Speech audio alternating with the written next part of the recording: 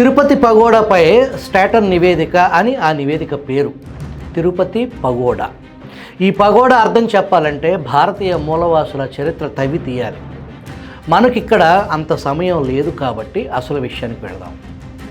చిత్తూరు కమిషనర్గా Bruce 1821లో Bruce code అనే విధానాలతో ఒక డిక్లరేషన్ తయారు చేశాడు.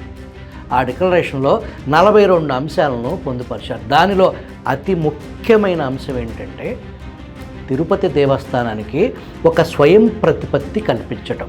ఇతర మతస్థులు ఎవరు వచ్చినా దీనిలో జోక్యం చేసుకోకూడదు. ఆలయం పూర్తిగా హిందువుల ఆధీనంలో ఉండాలి. నిర్వహణ వ్యవహారాల్లో కూడా ఇతరులు ఎవరూ జోక్యం చేసుకోకూడదు. హిందువులు కాని వ్యక్తులు శ్రీవారిని దర్శించుకోవాలంటే ఖచ్చితంగా డిక్లరేషన్ ఇవ్వాలనేది బ్రూస్ కోడ్లో భాగం.